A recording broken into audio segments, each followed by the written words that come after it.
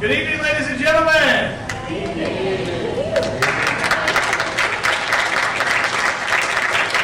Thank you so much, and welcome to our final major production of our little season, A Mouse That Roared. Now, for those of you who were born, especially those who were born after 1985, we used to have a little something called the Cold War. The U.S. versus the USSR. They had a ton of bombs, we had a ton of bombs.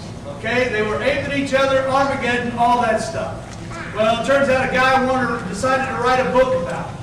They called The Mouse That Roared. They eventually made it into a movie starring the late, great Peter Sellers. It's about a tiny little country in Europe named Grand Fenwick. I'm talking a small country, folks. This country was so small. How small was it? They're thinking of having the whole place carpeted. Yes, if you read my bio, you would have found out that not only had I taught at a few other places, that I used to be a stand-up comedian. Okay? But the one thing that they did not, or they did say on my bio, was that I go by the name of G-Dub. Okay, that's not quite true. Fat white guys don't make the best rappers in the world, so that's why I decided to go into teaching. Okay, but it's a funny little tale about a little place called Grand Fenwick who is having a little financial difficulties, and they decided to do something about it. And that's something, well, I'll let you find that out. Please limit your flash photography, especially when the kids are close to the front of the stage. It really freaks them out sometimes. Please mute or turn off all cell phones and other electronic devices. If you have a piece of hard candy that you think you'll want at some point, please open it now so you're not opening it in the middle of the show. Even if you don't want it now, I found that if you lick it and stick it to your leg, it will stay there until you really need it. Okay? Being a comedy, oh, one more thing. If any of you are doing any spring cleaning and you've got a lot of stuff that you want to get rid of, clothing, furniture, faces, anything like that that you need to get rid of, instead of taking them to Goodwill, bring them here. We could always use a few more things for our costume closet, our set room, and our props closet. And if you want, I'll really overvalue the stuff so you can take it back off on your taxes later on. So before we get started, I will give you this one little take-home joke. Like I said, I used to be a comedian, and this is one thing I did during one part of the show. I'd give you a joke that you could take home, tell around the water cooler on Monday. It seems that there were these two Irish guys sitting in a bar one night. One of them turns to the other and he says, "So, where are you from then, lad?" And he says, "Well, I live here in Dublin, but I'm originally from County Cork." And the guy said, "Well, how about that? I too live here in Dublin, and I too am originally from County Cork. Where were you born then, lad?" He said, "Well, I was born at my mother's house near a small stream on the south side of town." He said, "But gosh, Maguna, I too was born at my mother's house near a small stream on the south side of town. Where'd you go to school then, lad?" He said, "I went to Our Lady of our Eternal Sorrows, right in the center of town." He said, "By all that's holy, I too went to Our Lady of Eternal Sorrows, right in the center of town. My, what a small world we live in. Barkeep, set us up with another couple of pints." At that time, the phone rang. Bartender picks it up. "Clancy's Bar. No, nothing happening here tonight. The O'Hara twins are drunk again." All right, with that, thank you all so very much for coming. Now you know why I'm no longer a stand-up comedian. I got into teaching. So thank you all very much for coming. Sit back, relax, laugh loud, laugh often, and enjoy our production of A Mouse That Roared.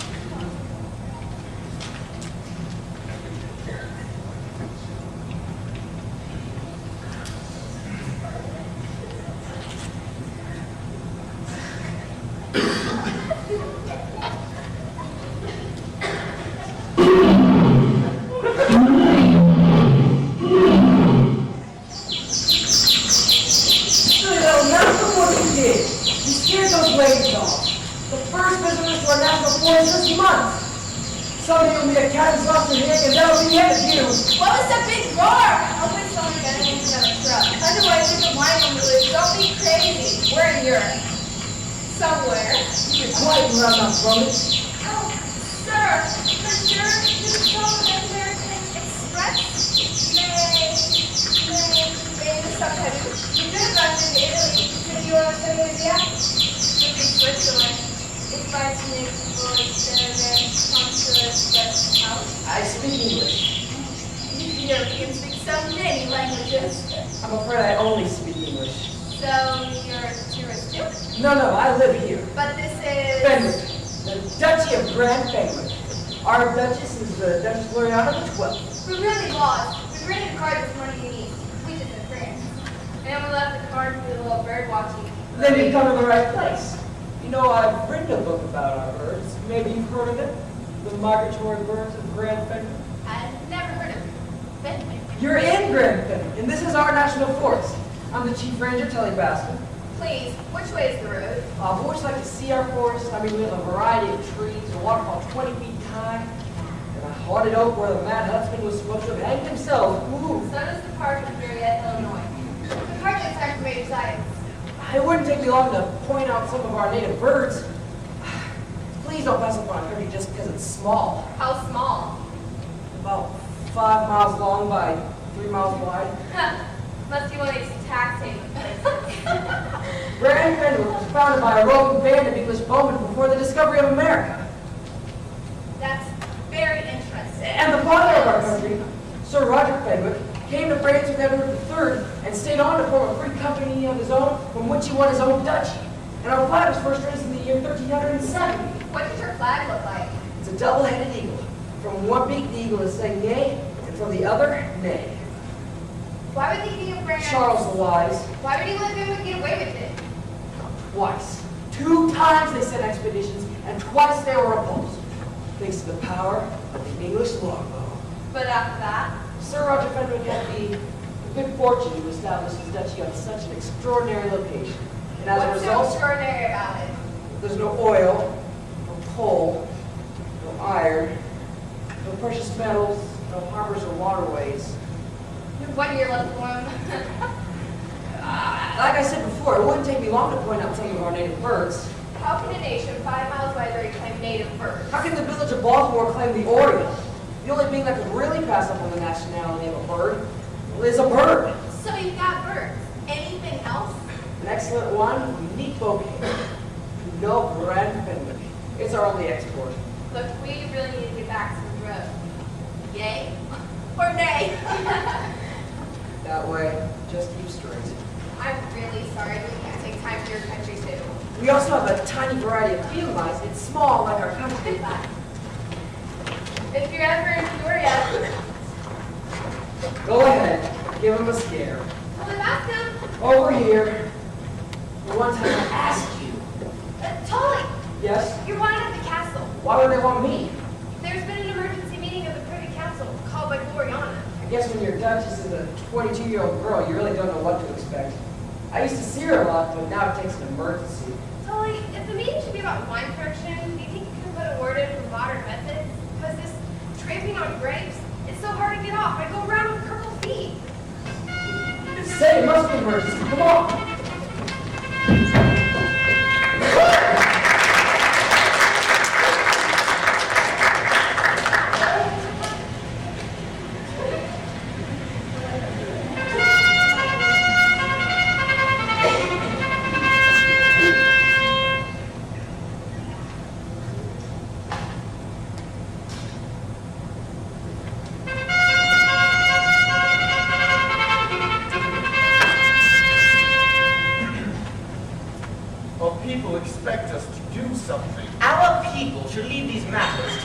Hereditary leaders. You're finding the Constitution inconvenient again? I just say, it's too bad. The 12th Count of Mountjoy has to debate policy with Mr. Venter, descendant of a simple yeoman. A yeoman who accompanied Sir Roger Fenwick when he stormed the castle in which you're now standing. Your family has managed to mention that fact at every parliamentary election since the 15th century. Duchess Gloriana the 12th.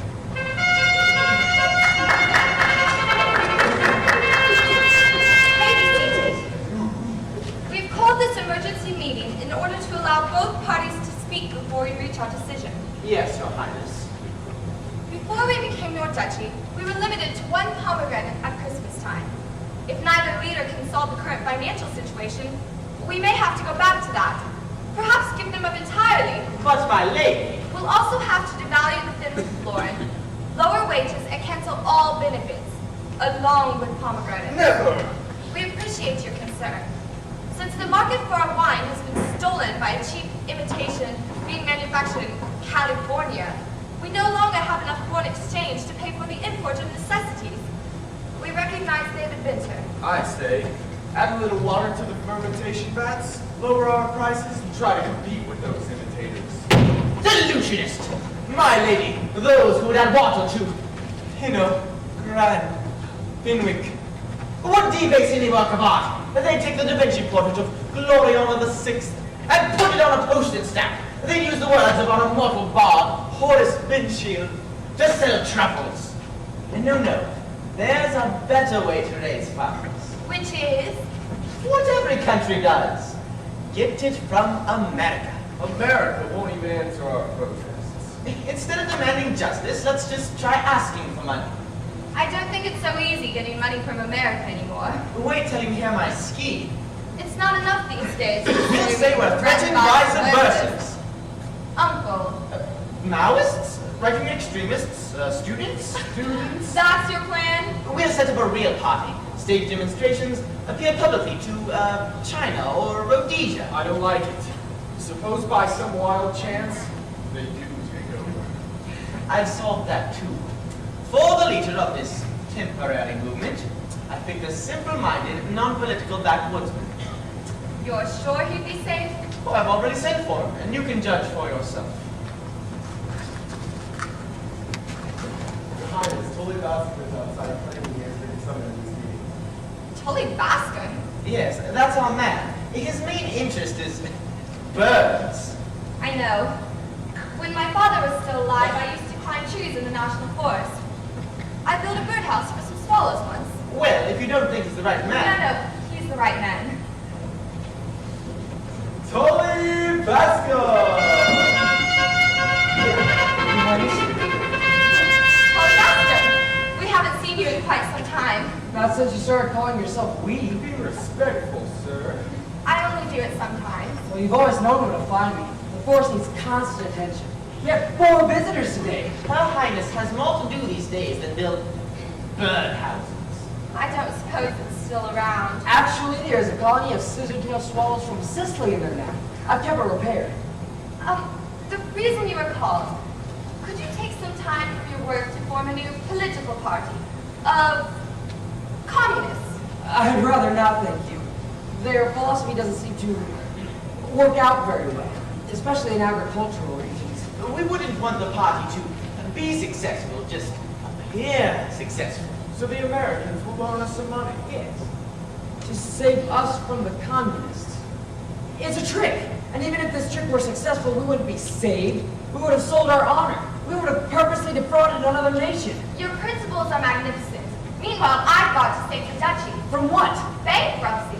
If we can't do it honorably, then it's not worth saving. Oh, no. Tully, what am I to do? Just raise the price of Pinot Grigio. It's in high demand. Not anymore. An American vendor in a place called California is using our label, a picture of our castle, and is selling it at our price. Yes, they call it Pinot Grand Inwick. They've ruined our economy. What's the honorable course now? An official letter demanding an end to this fraud and prompt reparations. We've sent such letters. They're ignored.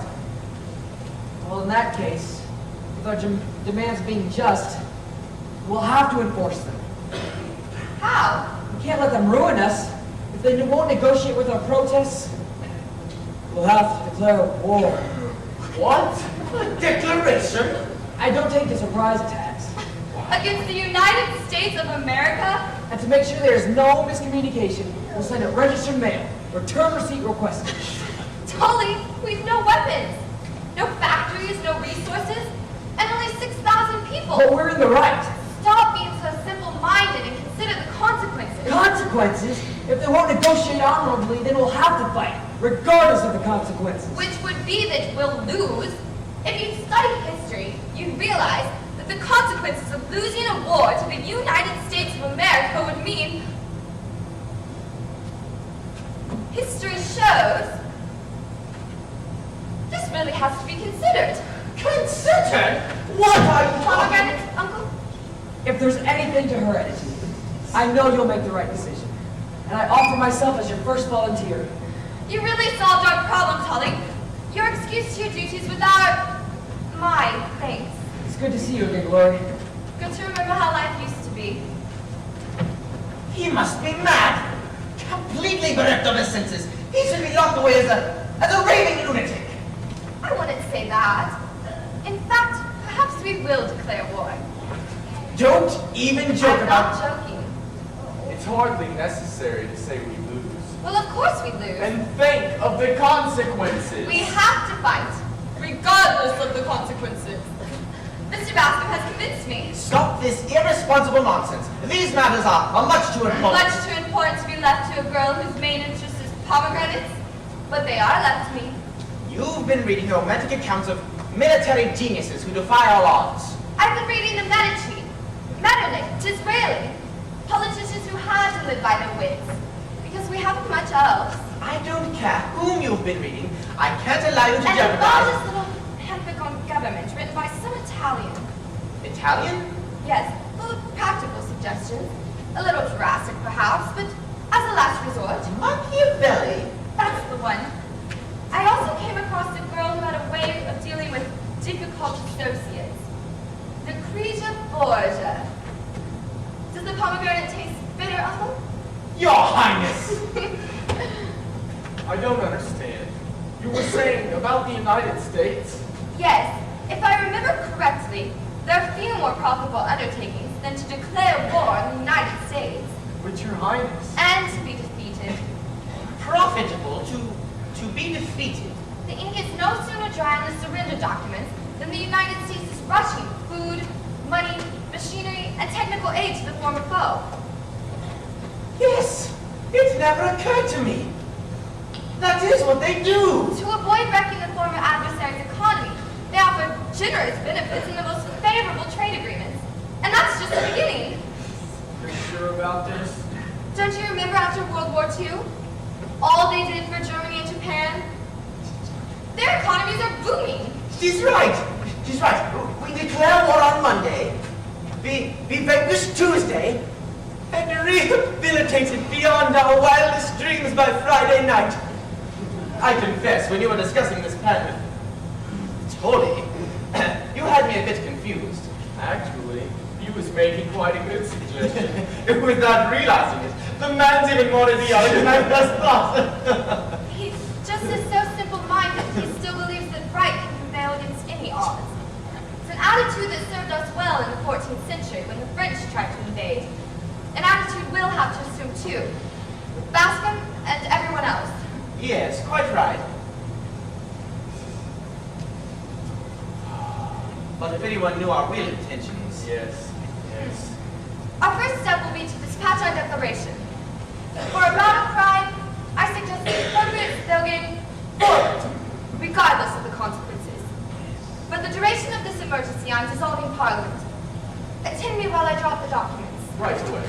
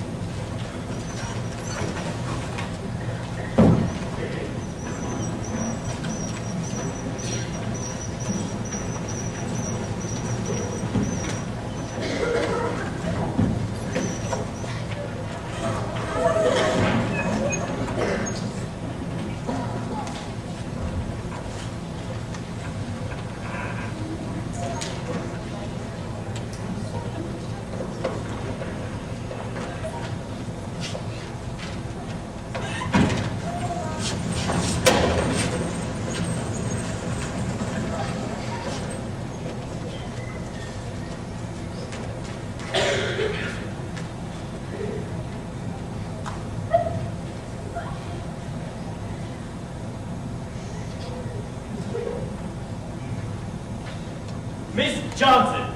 Miss Johnson, I'm in a hurry! Right with you, sir. Sir, I checked. And you can get on, like, any of those shuttle flight things from Washington to New York City. Any of them, it doesn't matter which one. But I was just wondering, why don't you just go with the president on his plane?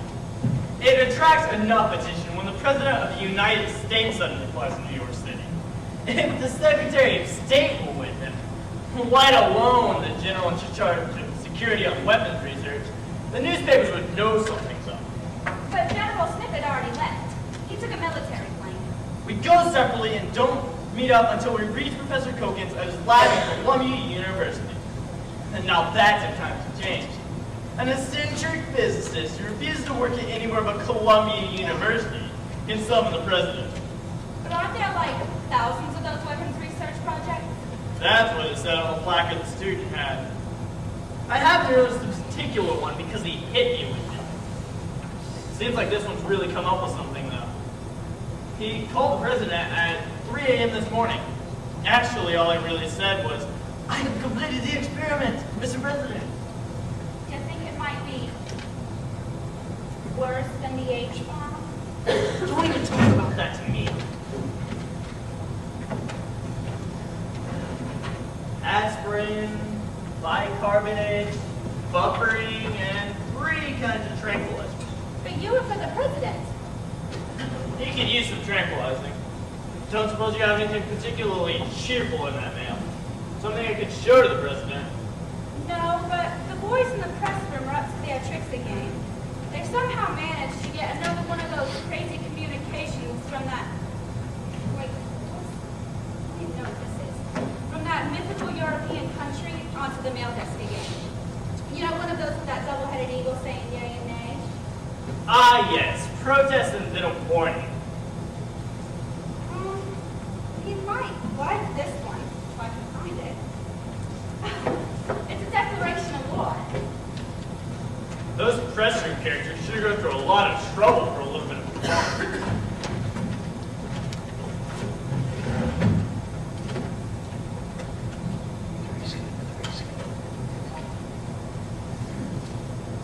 Declaration of War to the President, Congress, and people of the United States of America. Greetings.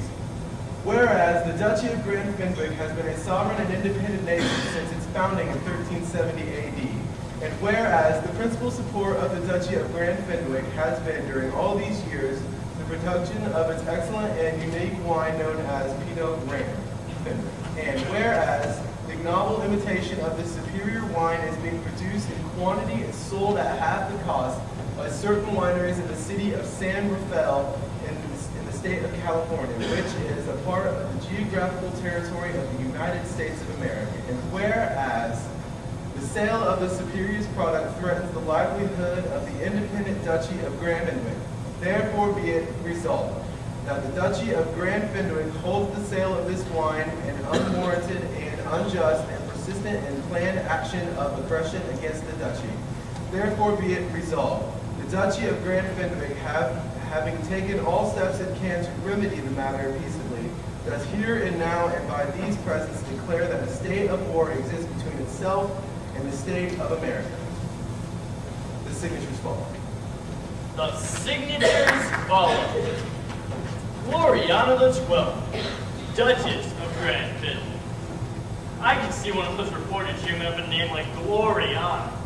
But there's other 2 names I don't quite understand. D. Vinter, the leader, Delusionist Party, and Mountjoy, leader, Anti-Delusionist Party. Do you think the president will get a kick out of it? The president's a little on edge. Well, to be honest, I don't know whether to frame this, or file it, or send it to the New Yorker. Well, to be honest, I'm a little on edge myself. Well, sir, when you reach Columbia, was it a university or a city? Oh, well, when you reach that, be careful. I will. I'm not as fast as I used to be.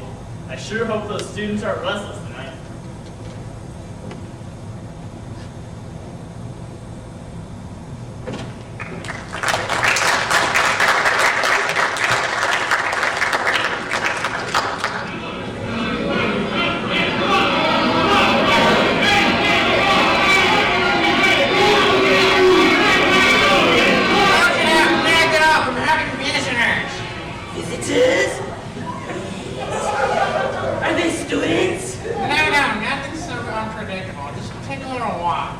Professor Kokins, do you know what's going on out there? They're finally taking an interest in what they think we're doing here. I'm thrilled. It excites me. That's why working here is so stimulating. You know what? I want to put you up for a silver star. I already have a silver star. Hello, Mrs. Reiner. Everything all right? Exactly. A call came along and straightened up the usual mess of reporters. They're coming in now, 3 of them. You're not supposed to know that. You're a very snoopy housekeeper. But everyone over to He said it could be done. Think about who else coming over. I could think of some cold cuts, some potato salad, maybe a few and pickles. They're not expecting a smorgasbord. Pastrami? With, if you'll excuse the expression, Russian kiss. Professor Kokins? Yes, please come. General Snippet, in charge of security. 2 members of my staff. So glad you could come. The person who just left, who was it? John Wayne. When my assistant and I are going through security checks, we supervise a team of scientists that have just made you obsolete. And what about, who is... Mr. Reiner? Yes, if she ever went over to the Russians. What? I'm not serious. She'd never leave the Bronx. She's a member of my staff. Your Honor. Afternoon, sir. The correct salutation is Mr. President. Mr. President, excuse me. Why don't you go put out a press release or something? It's good to see you again, Professor. When I called on the special line this morning, I had no idea it was so early. Well, I did try to call the moment you had something. Sir, anyone could walk in here. It's not just that the university is in the middle of New York City, but the only security is a student monitor in the hall. Well, Professor Kokins finds Columbia's atmosphere conducive to his research. Yes! With results to prove it! General, are these 2 wax always with you? My name's Jill. I'm Debbie. Daughters of some influential senator. You're saying, Joe, they have a soft assignment? Certainly not. I don't believe in that sort of thing. They're my daughters. Well, perhaps you'd like to stand outside. That is, if you don't mind sentry duty. Sentry duty? We love sentry duty. He never lets us do anything. We keep applying for transfers. If you'll take your seats. Don't be silly. I'm the Secretary of State. Almost made it without being recognized. Let's proceed. Well, it's done. The new computer the Navy loaned to me was great help. With the others, it would have taken 2 years, as it was only a month. Of course, it took me a whole year to set up the problem for the machine to solve, and I only had to work under the hope that a machine capable of solving the problem would be invented in time. But that's water under the bridge. Here it is. Beautiful, huh? The mass difference of the nucleus is great as yet a Cheney. Mass difference? Having to do with the amount of power released when the nucleus is split? You see, if we get into details, you'll either be confused or just get the wrong impression. So in simple terms, what is it? Quadium. They'll call it the Q-bomb. Quadium is a form of hydrogen which has not existed in the universe for billions of years. You realize when I say a form of hydrogen, I'm speaking for the layman. Still speaking for the layman, what does it do? Yes, that's the point. Quadium is probably the substance that first made the Earth a flaming planet. You realize the Earth still flamed for millions of years after the quadium was exhausted and converted into denser nuclei. Whereas the Sun, on the other hand, the quadium on that was burned up eons ago. But what does it do? Let me put it this way. You could say quadium started those stupendous fires. However, to the best of our knowledge, no quadium still survives anywhere in the whole Then space. what's the point? Except in this cylinder. This is all? Perhaps in the universe. I mean, but it's only. What could we even do with such It a can tiny... incinerate an area of 2,000 square miles. Perhaps more. You know how we scientists are. We can never be sure without trying. 2,000? Well, it's no danger now. Completely harmless. Till I fit it into a detonating device I have designed especially. He should be sent to safe distance before he starts fooling around with detonating devices. I told you I would not leave Columbia. No reason why you should. I mean, what's the difference? There's no such thing as a safe distance anymore. Quadium, please. Look, I've told you all you need to know. Now, I get back to work. Just so we're completely clear, the particular effect if someone were If someone was so insane as to detonate quadium, the effect about what you'd expect If the sun were placed in contact with the Earth's surface for, say, 100 billionth of a second. That's a detonator. I'd better stay right here and start setting up some temporary security. Better set up some escape arrangements, in case the protest outside suddenly turns into a rampage. In that case, bring out Professor Kokins and the bomb, whether he likes it or not. After this, there won't be any more old-fashioned declarations of war. Anybody with a Q-bomb fires one shot and it's over. Chief, talking about declarations of war. Funniest thing happened at the State Department today. This declaration, absolutely hilarious. Maybe later.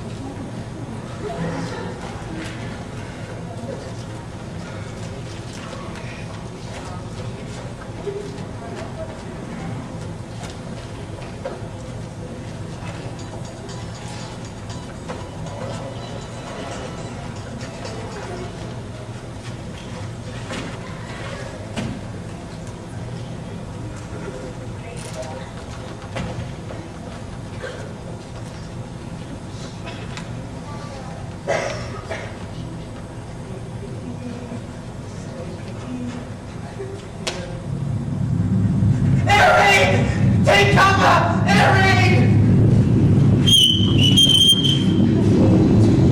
Eric is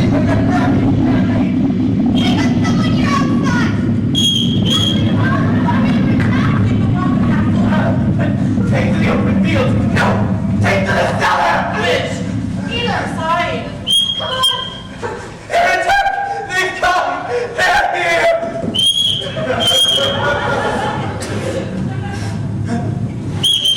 Your Highness, please, take to the cellar! No!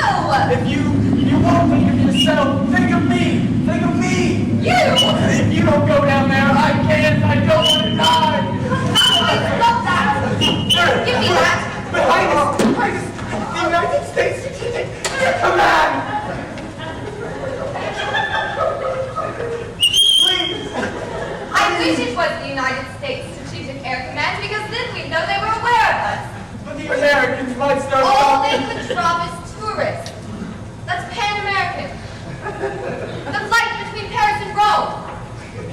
It couldn't possibly. Possibly. Of course. Right on time, too. I thought once we declared war, they'd do something, and then we could just surrender. This waiting around is driving me crazy. You're driving everyone crazy. Perhaps we haven't quite risen to the occasion. If they won't pay us the slightest attention, what else can we do? Escalate. Escalate. Serving right, too. That's why I've decided on it. We're going to invade. Invade the United States of America? Itself. Hold on. A thing like that would make them very, very annoyed. Exactly. Even a microscopic invasion would give them such a shock, they'll assemble overwhelming power against us. Then they'll start feeling embarrassed. They make them be more generous than usual. But what if we really make them mad? And suppose the leader of this demonstration gives a plan away. Once he's captured, look at the truth out of him. That's why the leader has to be someone so sincere, so simple-minded, he truly believes he's out to defeat the United States. Highness, and no one is that simple. You couldn't find anyone who... Oh. Except... Tully Bascom, can you report any progress? I have the first volunteers ready, and I have a plan of sorts. But Your Highness, I've appointed Tully Bascom High Constable of our Expeditionary Force. The obvious choice, Your Highness. you do realize that the United States of America spends billions every year on things like jet fighters, atomic submarines. I did not say it would be easy, but if you'd rather I turn to someone else. No, I'll do it. If that's what you want me to do, that's what I'll do. I'll drive the war home to the enemy. There's just one point to be settled. What point? How do we get there? Select a tourist liner belonging to a neutral nation. Third class, after all, they are soldiers. And what do we do upon arrival? Go through customs and present ourselves to the immigration department? No. We'll charter a small boat. Something can be found in Marseille. An ordinary Marseille fishing boat fits right in my plan. Tell us how you prevail. All right, this situation suggests a commando operation with light automatic weapons. We'll infiltrate their capital either at night or in disguise. Their capital, Washington, D.C., is full of dignitaries. We'll seize the highest we can, find them as our hostage, and send them back to the river, and demand a full investigation for our grievances. I'm not sure I like this plan. Nonsense! It's a wonderful plan. I only want to make a few small suggestions. Let's discuss this privately. That's unnecessary.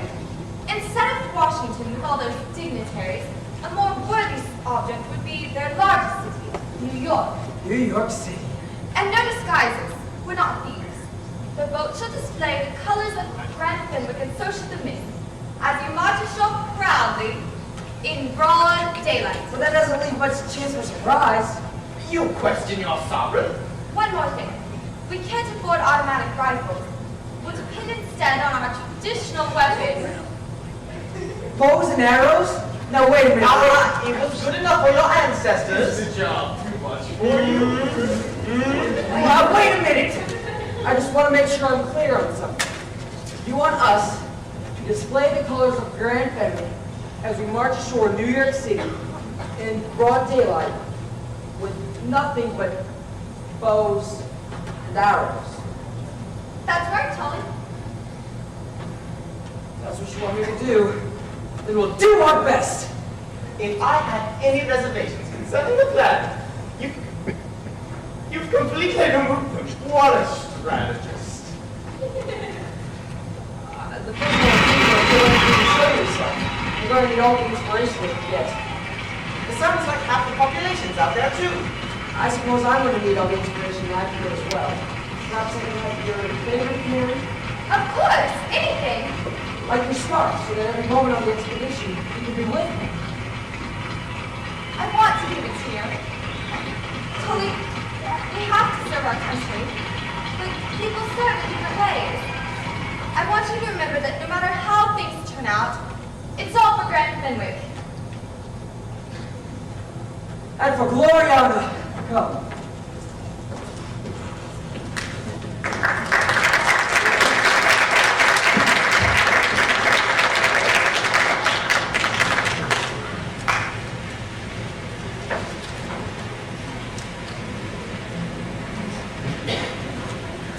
This is your music and news and music station, broadcasting from the Empire State Building, New York City. A new wave of demonstrations at Columbia University seems to be reaching a new climax as students protest what they claim is a secret weapons research project being carried out by the Defense Department. The university administration would neither confirm nor deny the charge. Meanwhile, the protest demonstration appears to be growing. Before we go back to the music, here's a rally from our news desk. The ocean liner, the United States, reported that shortly after clearing New York Harbor this morning, they sighted what looked like a small French fishing vessel flying a peculiar and unknown flag. They called on the Royal Hailer asking her to identify herself and were answered by a flight of arrows. Repeat, a flight of arrows. Ha ha! And I was worried about those new orbital bombs.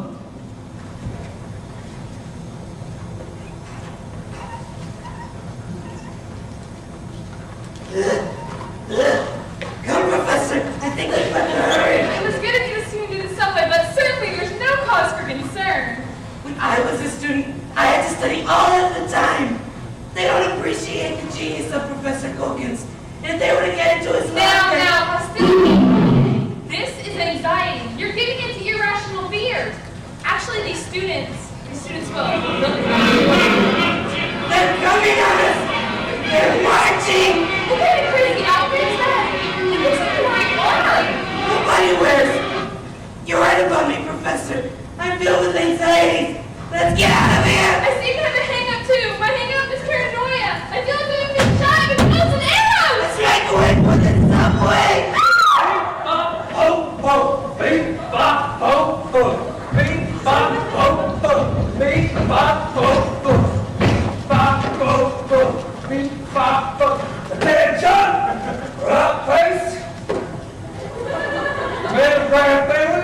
I have led you to the heartland of the enemy. We are in New York City. As far as I can tell, our first definite location is at the intersections of the roads 161 and Roadway. 161 roads. And there's even more. Silence! Hey, man. The target's too loud, man. Professor called kids. Pass it along.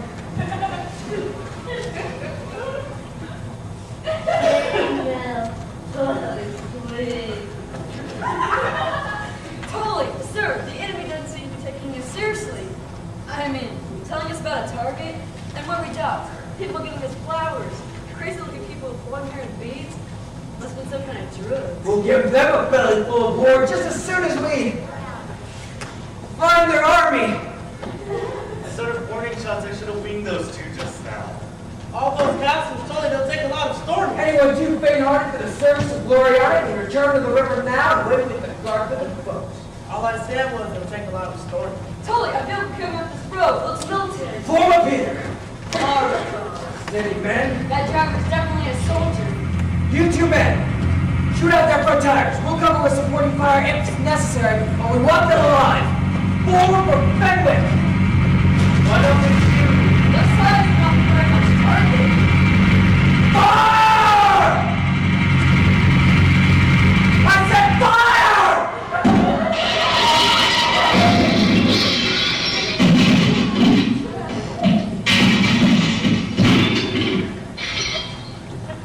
Got him! What have you crazy students done to my Jeep? If you fancy this fellow think you can take on the United States Army, you're in for a big He surprise! knows respect. Shoot off his cap! Hey! Beautiful shot. Bring him here.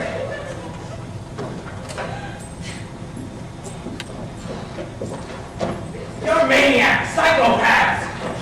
Sorry, sir. These two are girls. Don't touch me, gangsters. You'll get 20 years with hard labor in solitary confinement. Why? Why? You're interfering with an army general on accident. You almost caused a crash that would have torn up. Oh my heavens. Careful, Dad. Let me guess, you're filming a scene from William Tell. Actually, we're commencing hostilities with the United States of America. Hoo-ha!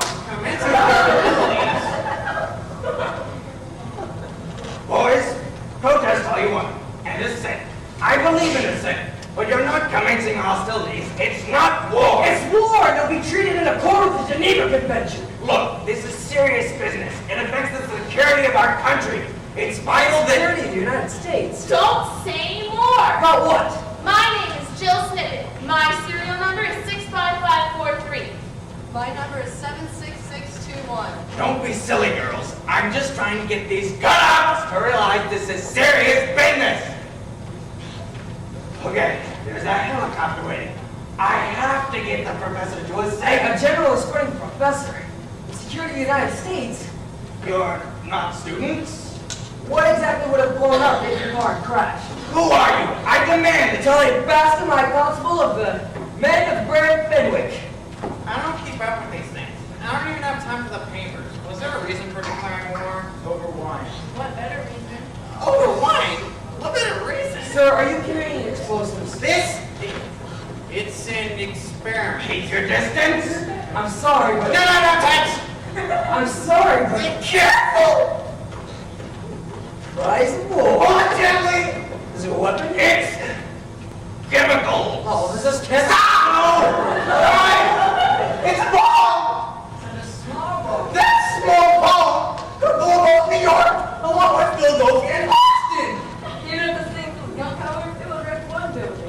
flying, Ollie. I don't think so. But why would you build such a bomb? It's so powerful, it makes one out of the question. It's a peace weapon. Grand Fenwick is such a small bomb that we could use a peace weapon. Yeah. Back in formation. We're going back to the river. Run! He made it. He'll turn into the line. You'll never get away with this now. Perhaps. Meanwhile, Back in line! Take your mind off the ball! Please! Please! People, help us! Do something! They're fucking traitors! We're taking action on the United States Army! Phone the 6th Army District in Asbury! Tell them General Snippet! Do something, citizens, it's for our country!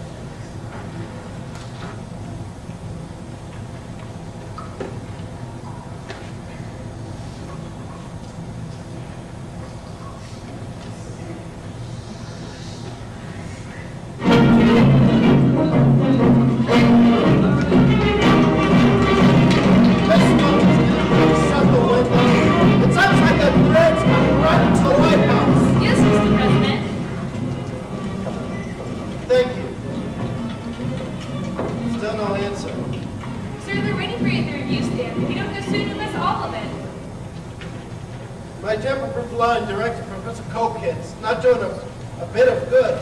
He hasn't answered all morning. He's probably spending all his time in the laboratory. Should I put through a regular call to him there? No, I don't want to go through the campus switchboards. I put a call through the General Snippet, and he doesn't answer either. His staff hasn't seen him since demonstrations. Really getting out of hand. There was even a report some students were wearing armor. I knew it was a mistake to let that professor continue such sensitive work at Columbia. Sir, I've good mind to shut the window again so you'll hear the tremendous display you're missing. Sure, military hardware worth billions. But none of it's as powerful as that much of a certain form of hydrogen. You understand that when I say a form of hydrogen, I speak for the layman. If that's best, then send him right in. Mr. President? I've been hiding on the side office. It has a direct line to Professor Kokins. I've been trying to reach him since this morning. Have the FBI look in and see what's going on. Mr. President, the reason I need I brought in the FBI 4 hours ago, but they're under wraps. It's not just security, it's a temperamental professor. The professor's under a strain. He's probably gone somewhere for some rest. That would explain General Snippet. He'd have gone along to keep an eye on things. If the general's missing too, then they must be together. Chief, the reason I got a preliminary report from the FBI, but it's just trifles. I mean, a peculiar flag was run up the flagpole, or reports of vandalism during the protests, a ridiculous report from a soldier, you know, that kind of thing. I actually want to see about that peculiar flag myself. I'm sorry, I keep interrupting. Chief, this is so crazy, I don't know where to begin. A small shield was found at the demonstration in New York. It was turned over to the museum, but they couldn't identify the crest. They thought the State Department might recognize it. As you can see, I have a lot on my mind. I can't sit here. Chief, then a Middle European specialist identified it as the crest of Grand Fenwick, a tiny duchy founded in the 14th century. Well, that's interesting, but Chief, I you guess have to get the rest. Then I remember where I'd heard the name. Never mind, Beston. Chief, we're at war with Grand Fenwick. We've been at war with them for weeks. Furthermore, I have evidence to believe that we've been invaded by a force from that country, which apparently landed in New York and withdrew during the demonstration. You're out of your mind. I was beginning to think so myself, but not now. What did that flag look like? The one up the flagpole. A bird with 2 heads. The flag of Grand Fenwick. No! I'm having my secretary try and locate their declaration of war. And it had that identical crest. Are you telling me you've seen such documents? I thought it was a joke. The boys in the press room. So would I. Are these people crazy or do they have some reason? Apparently we threatened their livelihood. We did? I've had a crash investigation underway since this morning. It appears that the country relies on the export of a particular wine, and an outfit in California has put out a cheap imitation. Stole their label and everything. They have a point. Well, we're a reasonable nation. Why didn't they try a more sensible approach? They did. I find they sent several perfectly valid protests. What happened? Someone sent them on to the winemakers for comments. And? The winemakers used the protest in a series of advertisements of questionable taste, stating that their product was so similar it brought about an official protest. Oh, no. We sure don't look too good this time, Chief. A tiny duchy with weapons out of the 14th century. We've been invaded? Miss Wilkins, can you open the window for us?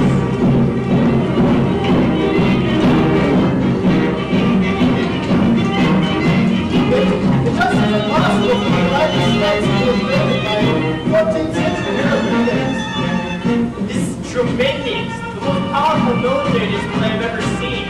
That other country, they can send some protests or kill knickknacks over to the mail, but they never get away with even a token invasion. Sorry, sir, an FBI messenger just brought this up in New York. He said it's the first evidence we can say General Snippet. Well, once we find General Snippet, then we'll know what Professor Coke is.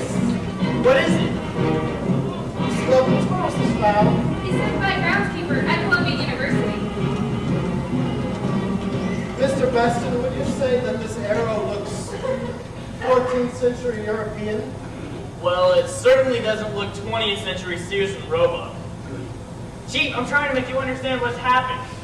We've been invaded by men carrying bows and arrows. They've either captured or killed General Snippet. Miss Wilkins, where was this found in Columbia? He's in the bush beside one of the laboratory buildings. Laboratory. You don't suppose if they had got to Professor Kokins and he'd finished the work and with General Snippet out of the way, then they would have captured what he was Thank heavens. Professor Kokins, you have to speak loud. There's a lot of noise in here. There's a big group. Oh. Yes. Who is this? Who is this? Mrs. Reiner? What are you doing on, no, what are you doing on this phone? This is the President of the United States. Oh, his housekeeper, yes. How is the professor? He disappeared. Could you tell me when he disappeared? During the demonstrations. Thank you for calling. How do I know what to do with the sandwiches? Eat them yourself.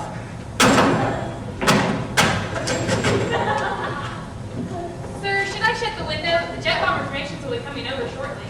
What's the point? If all the countries captured Professor Kokins and the Q-bomb, and if it's fitted with a data, then that little Dutch is the most powerful nation on the planet. Brand They can war on us, they've invaded us, and they've beaten us.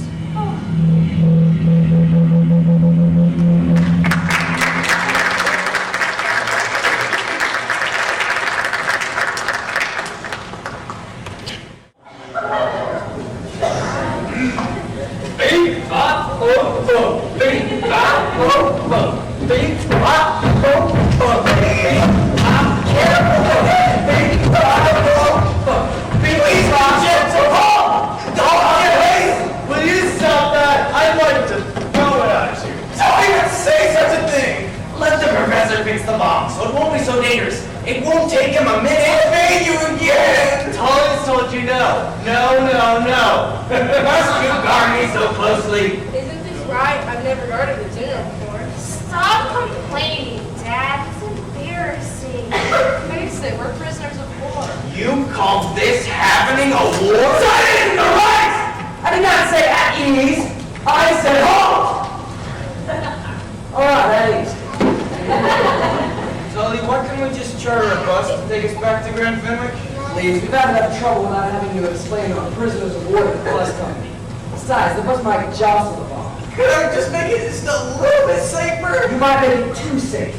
I want everyone to understand something. They are not to touch the bomb. Not What if it explodes? The Mediterranean will extend past here to the Alps. I'm being very careful. No, you're not. Yes, I am. Tully, why do we have to change back in a battle dress?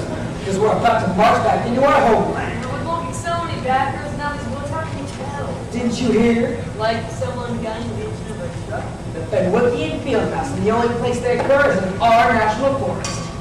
This is no time for legends, Tony. It's an effect of the wind. It's not an effect of the wind. I've seen it before, and that's how I know that we're getting close. Wait and see. You and your bomb little field mouse. Did you write when to expect us? We're under strict security. The only thing I wrote in the note to Gibraltar was a bit about our return voyage, but they'll know we're okay. Wait till they hear what happened. What a surprise. I'll be so proud. First thing I'm going to do is report to Gloriana. Now, back in formation. We're going back to our homeland. Big bop, boat, boat. Big bop, boat, boat. Big bop, boat,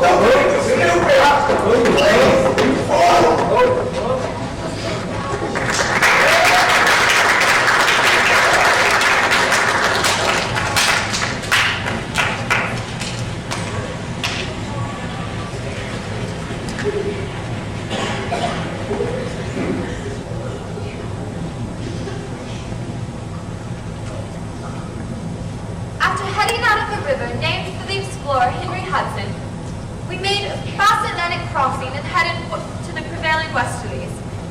Altering our course to south-southeast, we made good time through variable winds to Gibraltar. A member of the crew will go ashore here to mail this letter. Inform families that all is well. Your obedient servant, Charlie Gospel. The whole letter? That's it? It sounds like an entry in a ship's log. Mailed at Gibraltar 9 days ago. It doesn't even say what's happened. Probably to our shame, the coward. We don't know he's a coward. How else could all of them be coming back well? And almost as fast as they got there? Maybe the Americans just won't go to war with us. Because Tully did nothing. I always knew he was an idiot, but I thought at least he'd make some sort of simple-minded effort. Apparently, Tully wasn't entirely successful. Who wasn't entirely successful? He didn't even get captured. He didn't even get arrested.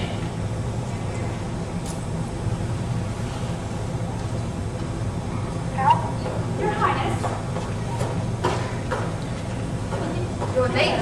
I know I got cut out. There was some freaky, weird... The page. Yes. We haven't seen you in quite a long time. This is a meeting of the Privy Council. But nothing said concerning your son reflects on you, Mrs. Bassett. Well, I was admitted at once because I've just heard my men returning. They're coming up from the National Forest right now. You think it's your son? And the others. It's as if our history had come to life again. Their voices are, as legend describes, the first sounds of our men returning victorious from the battle with the French. Don't talk blasphemy, madam. Blasphemy, sir! Comparing our brave ancestors with these craven bunglers.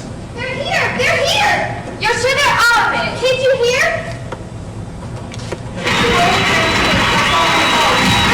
They must be at the castle. My story. Let's let him in. Go in after the clock, Marshal. Really?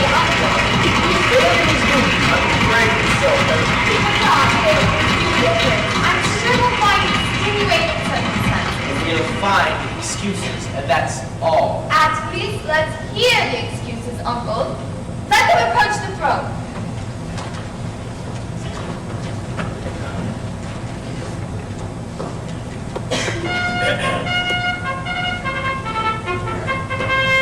I gave permission to report on our war with the United States of America.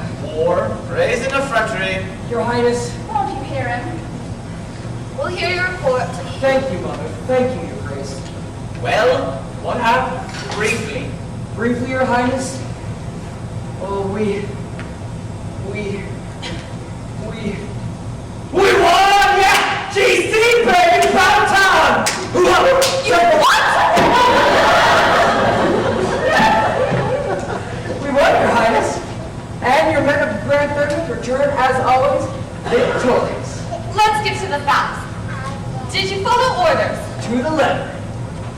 your uniforms. With pride. You went ashore in broad daylight. Approximately noon, Boldly we marched. into New York City. Our first definite location was on the road's 161, huge, large, glorious avenue, where lions are kings, west sides have stories, and guys play with dolls. Known as Broadway. 161 roads. There's even more. Oh my! Carrying what weapons? Highness, we carry longbows.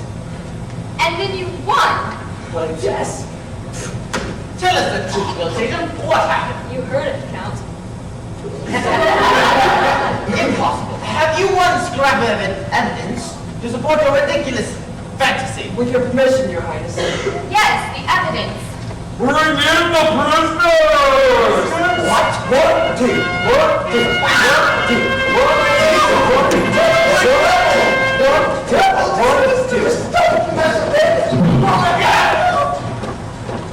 Your Highness, this is General Snippet of the United States Army and 2 officers of the Women's Army Corps. This is Professor Copeland, a nuclear physicist at Columbia University, and the item on our flank is the most powerful weapon created by Culkins himself, which we have retrieved by right of conquest. Doesn't look powerful. I'll examine it. Silence! Don't be on parade! Well, even if it were filled with Gunpowder. Yes. That tiny little thing couldn't even. That little tiny thing could blow up all of Europe! If you say that one more time. You must have heard of nuclear weapons! When I was in France, I heard something on the radio. What? They're powerful. This one is the most powerful! The only one of its kind! The cue ball! The Americans will, want it back.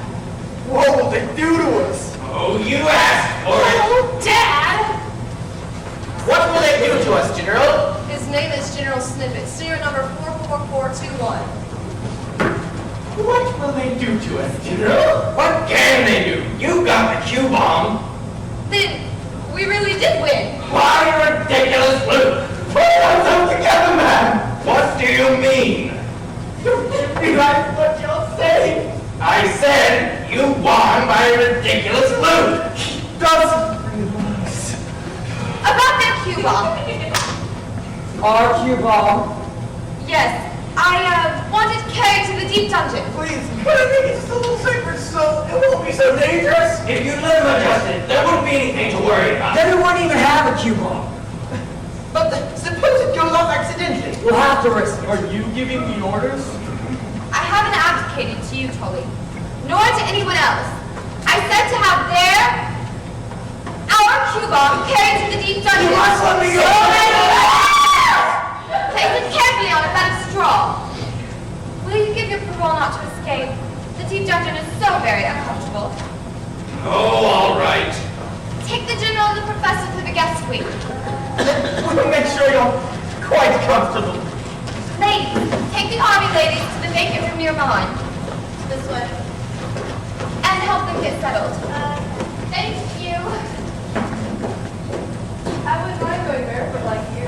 These shoes are terrible. You're only occupationally barefoot. What occupation is that? Will, go and see the pussy in the border guards. Without asking permission. With your permission, Your Highness. Granted. Your Highness, maybe we should withdraw the roads running along the castle. To deaden any vibrations that may reach the deep dungeon. We'll consider it. Yes. You certainly put us in a fine fix. Fix? You might as well import an active volcano and put it in the middle of our valley. The Americans will never buy our wines now, not after this. But we're more! Yes, but We didn't expect you to. What are you trying to say? They're just concerned about the Q-bomb. Your Highness, I thought their concern was that my son might not do his duty. There doesn't seem to be any question on that, Mrs. Bascom. What exactly is the question? Don't take that tone with us, boy. I don't understand your concern. Our concern? Our concern. You placed us at the mercy of that frightful little thing. Why don't we just sit back? And give up our victory? If that bomb should explode, it would not only destroy our country, but also the Swiss, the Dutch, the Germans, the Italians, indeed the whole of Europe, which is the cradle of Western civilization. You deserve the most severe reprimand, impeachment, exile. I was just doing my duty. Didn't you want me to win? Did you want me to lose? You keep questioning us. The Privy Council will have to consider the situation. Perhaps you'd like to escort your mother home. Thank you, Your Highness. But before I leave, I must return the favor. It was a comfort and an inspiration, and if you'll remember, when you gave this to me, I told you I'd do my best. By your leave, Your Highness. It's a proud day, my son. Outrageous upstart! Getting too big for his boots. Because he wanted war. He was expressly to lose that war. Yes, but he didn't know that. I used to dream we'd lost. And all that aid was pouring in from America. What are we to do now? Rehabilitate the United States? Oh dear. I never thought of that. I go for the army that is carrying tiny radio on her back. Instead of a shortwave band, which means you can hear long distance. I think I can handle that. Well, if there's any truth to this nightmare, we certainly have some reference to it. I think I've got something. Ladies, you're to look after the army ladies. We're going. We will conclude this special BBC News summary with a direct quotation of the question put to the Foreign Secretary today in the House of Commons and his reply.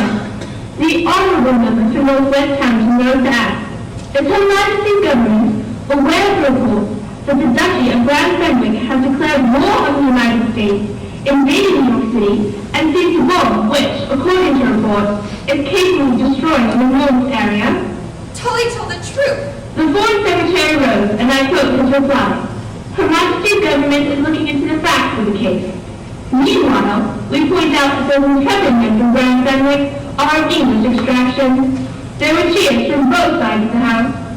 Now, for another example of enlightened non-commercial radio, a recorded discussion of sheep ailments in Western Australia. Try for the United States. Are they so very far away? I've got some station, but I don't know where.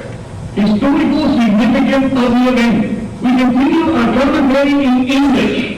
But what about if we put it that way? The proletariat of the independent state known as Grand Fenwick has been subjected to intolerable economic warfare by the imperialists of San Rafael, California. It doesn't sound like America. Placing themselves in the vanguard of the proletariat everywhere, they have invaded New York and captured the Q bomb, with which the barbarous money worshippers sought to destroy civilization. If it is America, they send me This out. Q bomb is one which we, and the civilized people, refrain from making ourselves, although it is well within the skill of our common scientists. Now, for another example of our superior socialist radio, a symposium on the diseases of sheep in the Western Carolina. We'll have to go on the roof if we plan on reaching America. Let's go. Right away.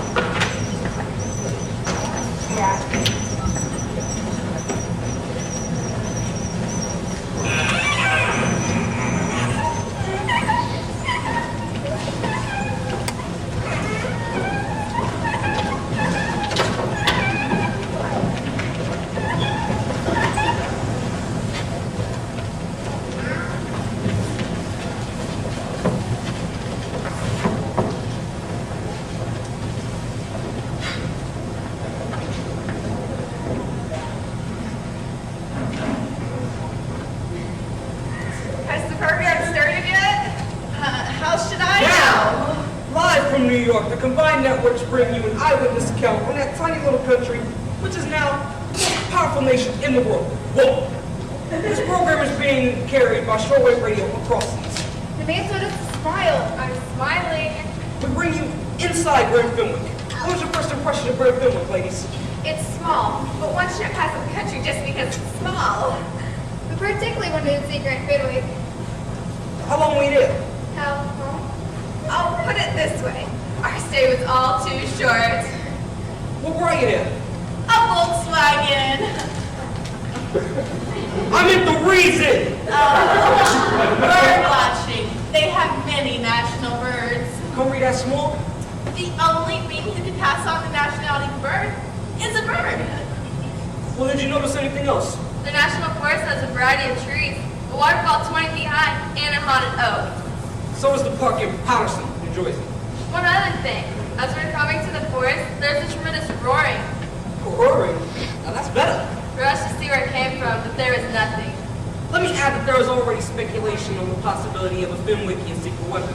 The transcript of this interview will be sent over to the Pentagon. Stay tuned for our public service feature roundtable. Today's topic, sheep hygiene in West Texas. The transcript from the Pentagon? Maybe it was a secret weapon. Oh well, we're next. The Women's Club, the Y, 2 high school auditoriums, and the BPO. Light schedule today.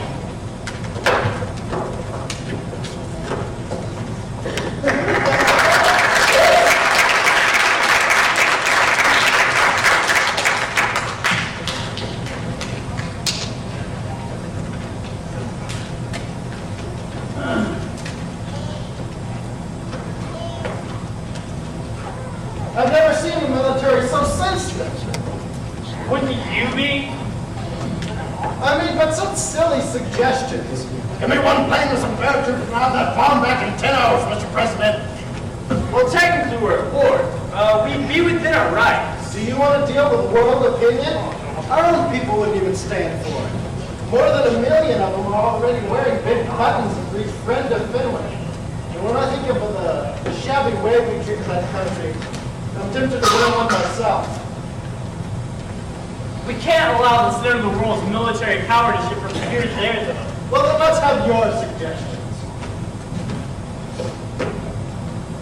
Retrieve the bomb with secret agents. Everybody knows everybody in that country. A secret agent wouldn't stand a chance. Well, then ignore the public opinion. Overwhelm them with a lightning military thrust. We couldn't move faster than they could touch off the bomb. You don't think they'd explode it? Would you think that a small band of men could come over here on a chartered sailboat with bows and arrows and invade the United States? Chief, thought of that crazy little country with the Q-bomb just me in the wilderness. What's to keep them from alliance I've been with... listening to Soviet Russia broadcasts. They're sending more transmitters at Grand Fenwick than North and South America combined. We have to stop this war before anything like that can happen. I'm still open to suggestions. Well, what else can we do? You've eliminated all the alternatives yourself. There's still one. And what's that? Super peace.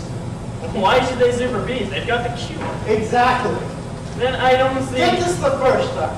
They don't sue for peace. We do. We, the United States, super terms from a nation whose total population would make a good game in a football game? What else can we do? Time could be running out while we're speaking. If you don't have a better idea right now, then you better get on a plane heading to the landing field nearest Grand Fenwick. What terms are authorized? Anything within reason. Tell them the Santa Fe has been removed from the market. If there's any chance they'll trade for coconuts and the bomb, go the limit. If that's even possible, then just try and make sure it stays on the wrong hands. Got the picture. Oh, if they're throwing General Snippet and his daughters, we might as well get them back too. Sure, Chief.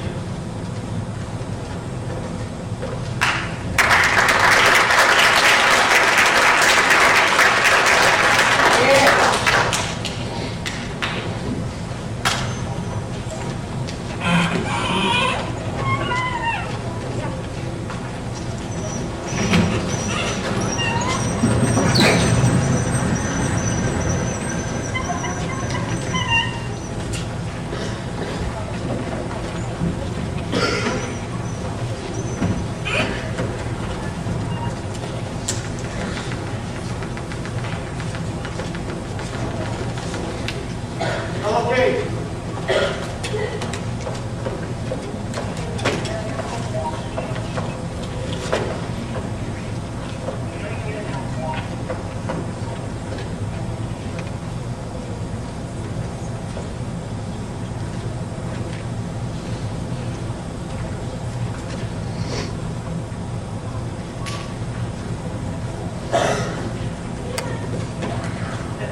Page, wait! Yes, Captain Montgomery. Have you seen Mr. Benton? He was looking for you earlier today. I did not know that the throne room was to be open. The best time for the real business of state. Find Your Highness and present my request for an audience. Yes, Captain. Well, George, I heard your message and I came early and upset. You said the duchy's in danger? A passing danger. Go on. A passing danger, thanks to us. We'll get rid of that terrible bomb? Undoubtedly. And solve the one other danger at the same time. Other danger? Can't you recognize the signs of a coming grab for power? In Grand Fenwick? And the obvious way to deal with these things is never the obvious. Oh, yes, she's coming. But you haven't told me anything. Remember the motto of the Mountjoy family? To thin the duchy through statecraft. Precisely. What about your family? My dearest wish is that we should continue to serve for all time. But this may not come to pass. You're going away? No, Your Grace. I refer to the possibility there may be no more descendants to serve. Why not? Well, to come directly to the point, Your Grace is unmarried. She's much too young to start worrying about things. Please! The royal line of Grand Fenwick is in danger of extinction. I can't be thinking of marriage in a time of crisis. That's the time you should be thinking of it. I'm not sure I'd want to marry. Certainly I won't marry someone just because you feel it has political advantages. You hold the destiny of the people in your hands, glory on it. The marriage has to serve their interests. That's old-fashioned nonsense. I don't care to discuss it further. The matter is much more vital, much too vital for anything as unpredictable as personal affection. I won't go into this, Uncle. It may affect the internal security of the realm. How could my marriage affect our internal security? The matter is much more urgent than you realize. I'll tell the man to protect our internal security and external security as well. You'll accept whatever disappointment and heartache is in the relationship, whatever frustration your more logical hopes for a more appropriate match, and you'll endure this marriage for the sake of your country. Meaning? Meaning, for compelling reasons. You must marry Tolly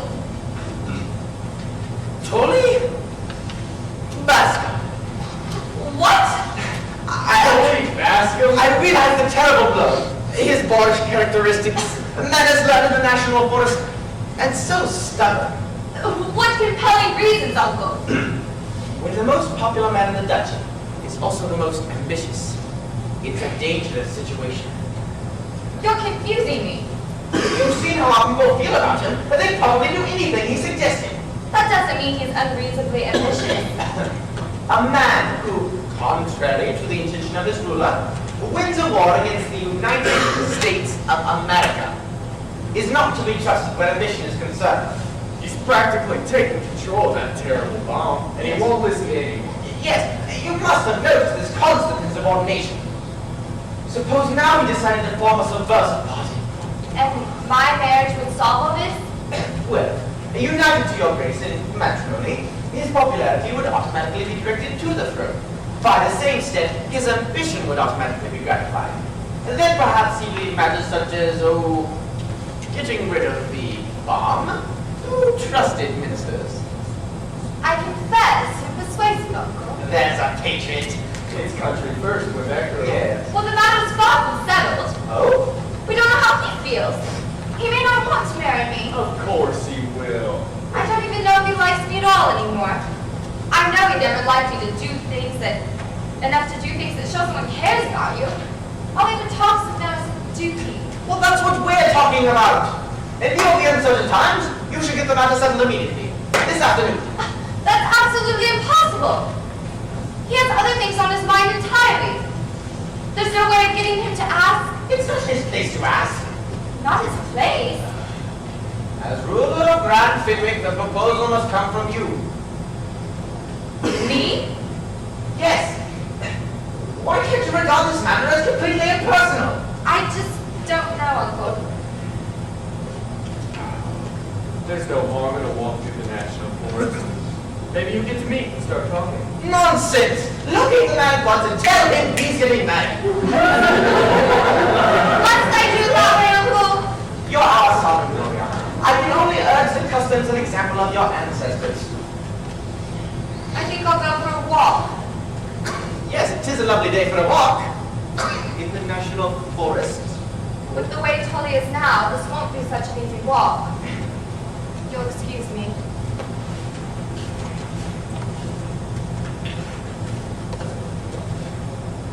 You think if they get married, Tully will let us get rid of that terrible bomb? Yes. The reason he's so protective of the Q-bomb now, it's his status symbol. Status? Come back! Stop! Don't you dare! Stand like you! Leave me alone. Mind your own business. What are you doing? Do what? Break your bro! You gave your word as an officer and a gentleman. I was not trying to escape. Then what were you doing? I was going to find Count Mountjoy. He said he'd teach me to play whist. Why were you sneaking? You were tiptoeing. Professor Cogans told us to walk softly when we crossed over the dungeon.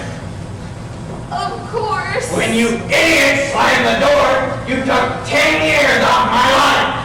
Are you insane? Are you trying to explode this part of the world? Sorry. You risk the destruction of Europe and you say, sorry.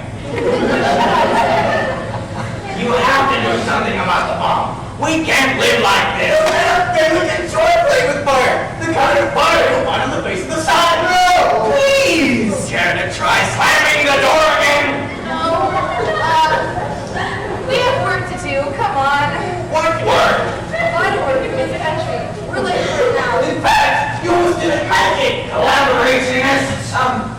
I'm sure the bomb couldn't really be set off by distant vibrations. Do you have some reassuring information about the triggering mechanism of the quiet bomb? Let him make it safer. We can. If we let him disarm it completely, we have nothing. Not even for bargaining purposes. I'll let you watch me. It won't take me just 30 seconds. I'll just remove one turning part. How tiny? A cylinder. No bigger than this. What's in it? A form of hydrogen. Tully gave us deathly orders. Only we have other things on his mind. Now, would removing such a small piece really make it safer? You have no idea. We don't have the authority. Shut up!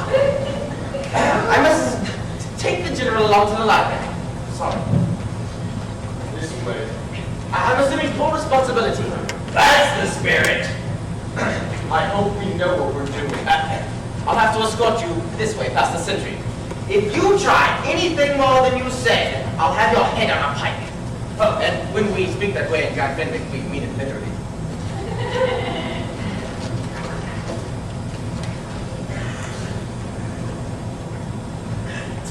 We command you as a loyal subject to marry us. No.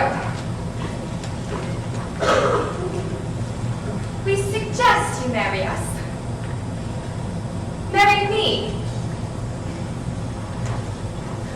Will you please marry me? Your Highness? Yes. I thought it might be you. Mrs. Bascom. I was expecting to see Tully. Well, he'll be along soon. Or would you like to leave a message? No. I have a matter to discuss with him. About spending all of his time guarding our frontiers instead of looking after the national forest. Have you noticed a change in him too? All he seems to think about these days is the international situation. I pity the girl that marries him. So do I. More and more.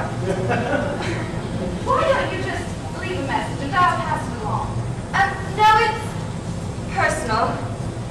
Would you like me to leave when he gets here? No, in a way, it concerns you too. Oh. Please don't think me rude, Mrs. Bascom, but how did Mr. Bascom go about proposing? did most of the proposing. Through my father. Really? Tell me. Well, I had my father take him aside and say something to the effect that he had been asked, by his daughter, of course, whether he would consent to becoming Mr. Bascom's father-in-law. By the time my husband-to-be caught the meeting, he kissed my father and shook hands with me. It was rather funny, actually. Tell Old David to report to me as soon as he knows what it is. On the double. There's a big black car on board. Okay, but Floriana wants to speak with you. I'm not sure it is, but I sent one time to see about it. There's someone at the border. I realize that, darling, but I believe she wanted to speak of something else. Is there a way to be of service? I have a matter to discuss with you. It's a matter of state, but it's something personal too. It's more personal, really, than a matter of state. And I'll do all my part to help. It's not really a matter of helping, more cooperating, working with me. Working with you? Yes, not exactly. Please you say it. Me? Say it the way it was said for you. Tully, Gloriana here would like for me to, how do I say this? To become her mother-in-law. That's it, right? Yes. She wants you to become a what? Her mother-in-law. Can I speak with you over there for a minute? Mother-in-law? But you're my mother. Precisely. Mother? And you're my only son.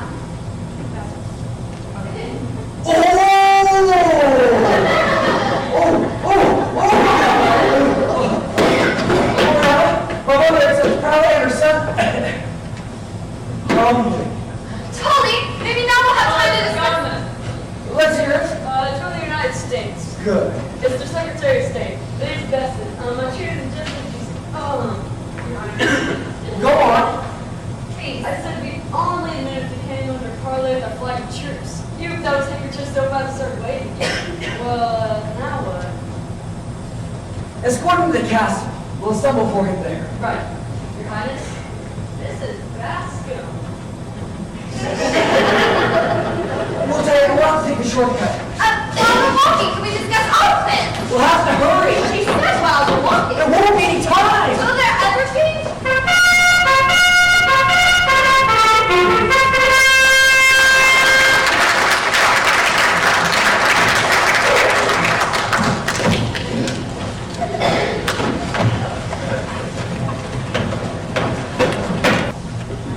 The Honorable Chester Best to the Secretary of State of the United States of America seeks parley under flag of truce with Louis XII, sovereign and independent Duchy of Grand Frederick. Let him approach the throne.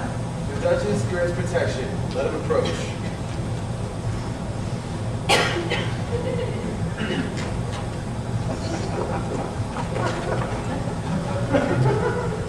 You sought this parley, not us. State your purpose. Peace, restitution, and friendship. And to inquire about prisoners captured. Over there. Captured by our expeditionary force after formal declaration of war. It was a fluke! Silence! There were also 2 lads. What of them?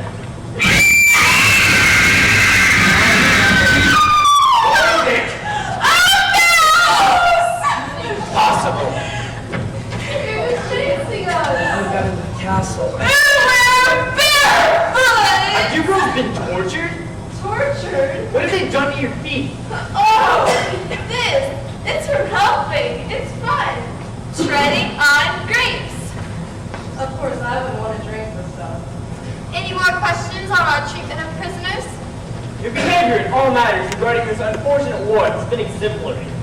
The United States hereby wishes to terminate hostilities and sues for peace. Then here are terms.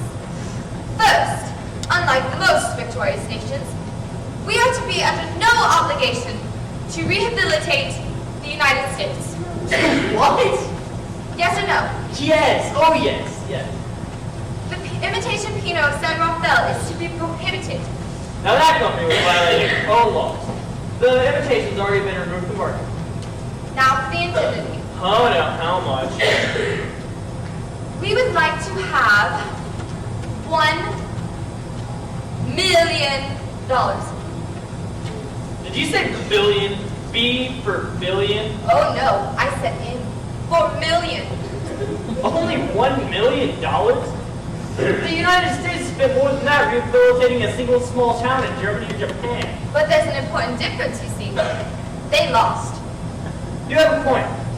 But the United States was to do much more. We offer food, supplies, machinery, more money. All we ask in return is the Q-bomb.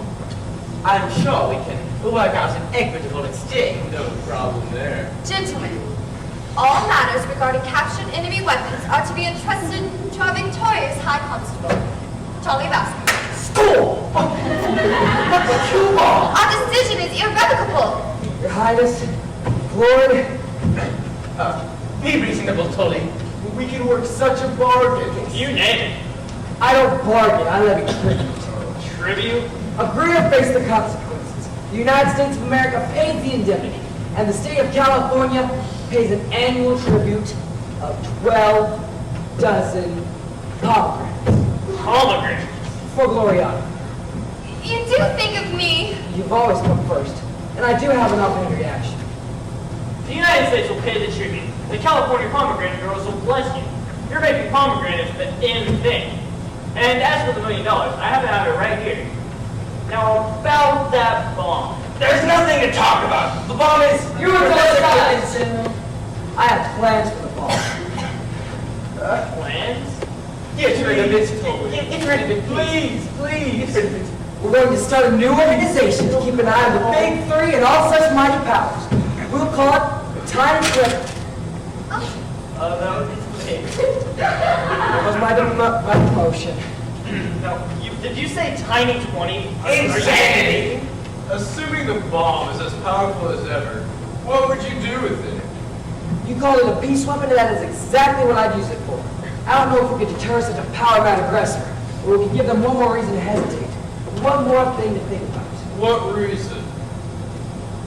I'm declaring that from this moment on, Federally is not allowed any more aggression. But you haven't said what you would do with it yet. Any power trying to start a war will have to face a determined task force that will carry the bomb into enemy grounds where I will strike it with my mace. But you would. You'd be killed. The power starting the war will have to even consider that what we say is exactly what we mean. I'd strike it with my mace. It doesn't matter. There's no more bomb. That's not true. Of course there's a bomb. Professor Goggins got to it. I know he did. He was just going to remove one tiny... He was going to do what? Make it safer, that's all. You idiots. He disarmed it.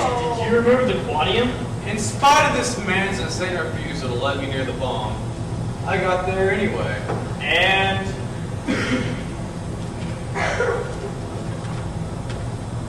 And I couldn't do a thing.